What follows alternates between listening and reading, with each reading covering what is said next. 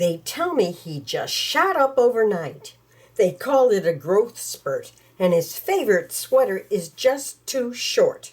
In this video, I will show you a quick and easy way to lengthen a child's sweater and preserve the ribbing. First, I dug through my stash and found my swatch, and found plenty of matching yarn. Since the insert will be placed above the ribbing at the base of the sweater, this is where our focus will be. Place one marker somewhere on the public side of the front ribbing. Place two markers on the public side of the back ribbing. These visual cues will come in handy later. And pull at it to see where your stitching is. Sometimes you have to go to the inside to be able to find the row of stitching. Okay, and I can see it right here. And I'm going to use my needle to help pull it up to make sure I got it. And there I have it, right there. Because I mattress stitched this together. So you can see that little loop. And I'm just going to trim it. And now I'm going to pull it apart. Next, cut 4 lengths of a contrasting yarn, each about 8 inches longer than the width of the back. I like to use a lighter weight, smooth cotton yarn. Run a strand of this yarn 1 row up from the ribbing across the back. You want to make sure that you catch each of the stitches in the row. Work carefully so that the yarn in the stitches is not split. And I want to focus on the rows of knitting. It's a little hard to see on the red, but you'll start seeing it as soon as I do it. And I'm going to come up and I'm going to mark the row starting at the seam edge. Pull one more stitch out there. There we go. Starting at the seam edge, I want to mark and pick up every stitch along this row. Now I'm only picking up the one loop.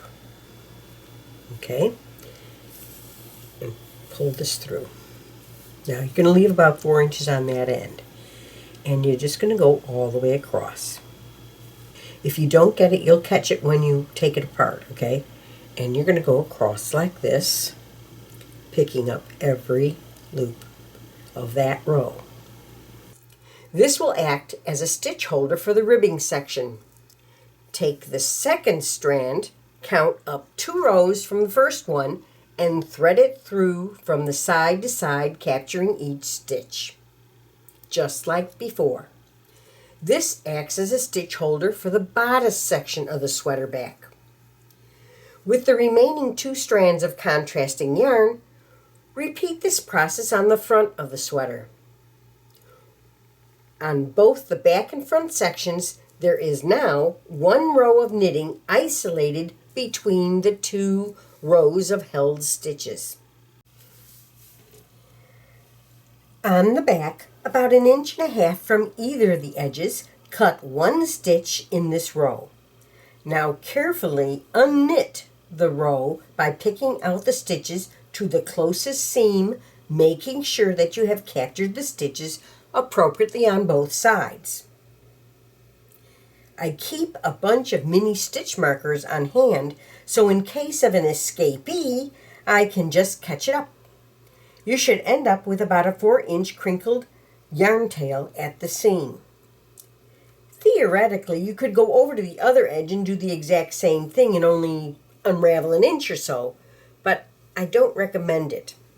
Frankly, I prefer just to make 1 cut and continue to unravel this row in both directions. The reason for this preference is that if for some reason I floated up or down a row as I threaded the contrasting yarn across the rows, it will be very obvious as I unknit the row. If this happens, just rethread the contrasting yarn into the correct row and no harm is done.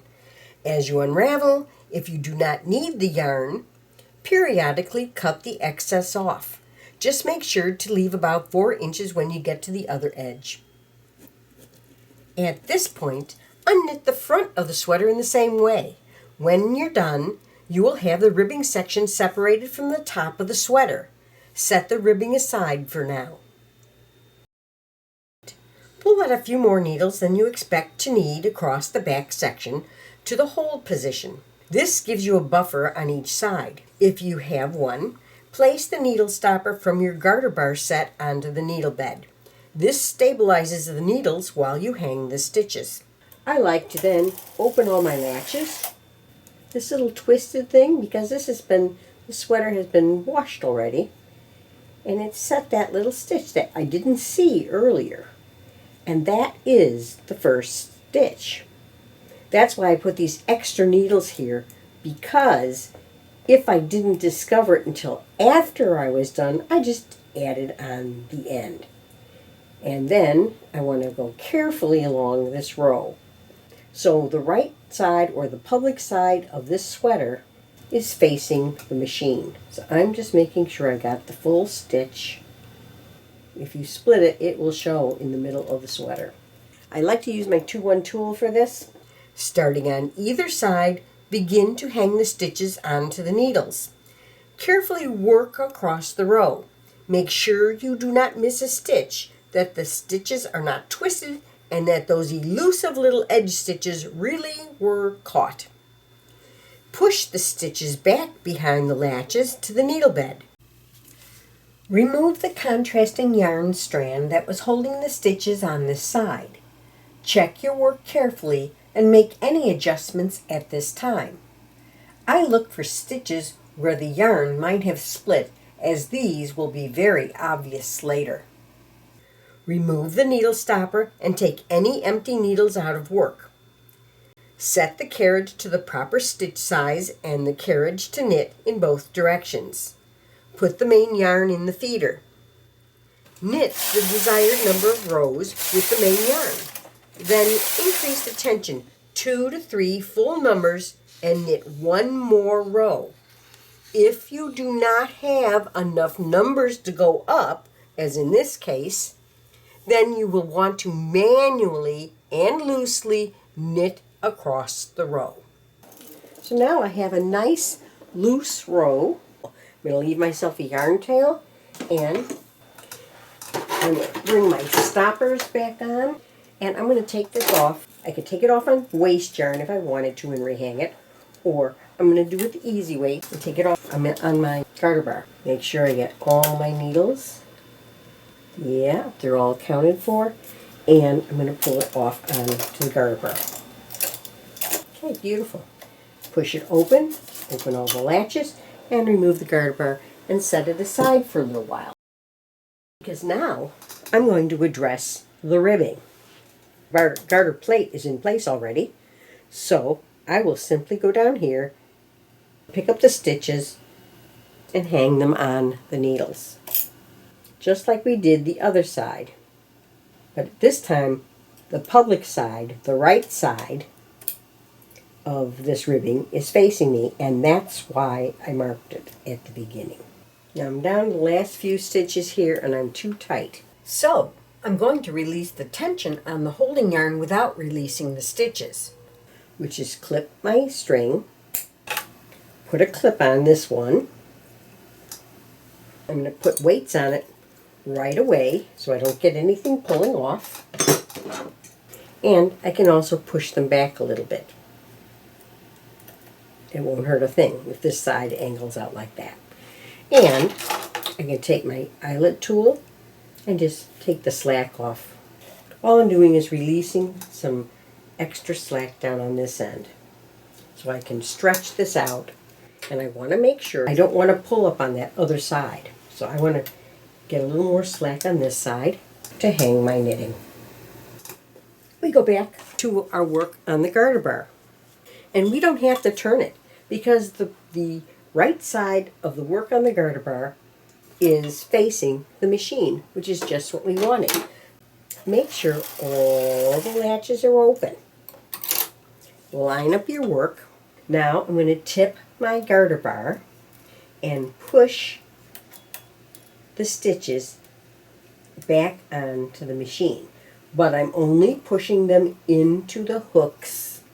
There we have it. Now I'm going to push forward and take my garter bar off. Now, because I have the stitches in the hooks and I have the ribbing behind the latches, I'm going to remove my stopper and I'm going to start gradually moving these back.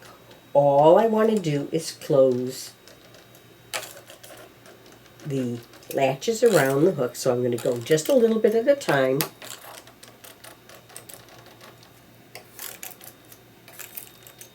Just make sure they all close. You could use your stopper plate to do this too, but I'm just using this because I like to have a little more feel to it. Because now I've got all the latches closed, and the latches are closed into the hook, so it's confining the stitch that's in the hook.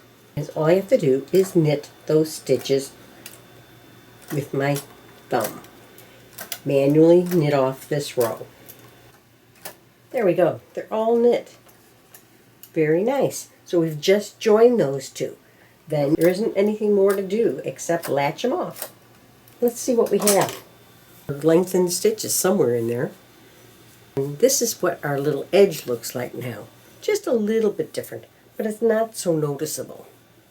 We could have spent a lot of time kitchenering it together, but this is quite satisfactory and it looks really kind of nice.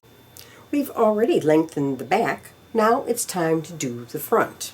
And the method for lengthening and joining the bodice is identical as shown for the back. That is, with one exception. If you are using a garter bar, since the bodice and the ribbing are already attached on the back, the held stitches may slip off the garter bar while you are rehanging the ribbing. However, there is an easy solution. As soon as you transfer the bodice stitches to the garter bar, use blue painter's tape to secure them. Simply cut a length of the tape and apply it to the eyelets with the stitches. Fold it over the other side and you will be ready to go. When you are ready to transfer the body back to the needle bed, the blue tape is easily removed. Now I can obviously take off my markers and just use the yarn tails, seam up the side seams that I had opened. Use the same method to lengthen a sleeve with one exception.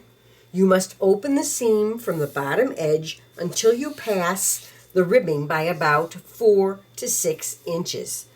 Now after I wash it, this will relax a little bit and pull down a little bit and it'll lay flatter. But it's kind of neat, it's clean, and it's a quick way to lengthen a sweater for a child. I hope you enjoyed watching this video. Please take a moment to subscribe and ring the bell to receive notifications of upcoming videos and events. Happy machine knitting!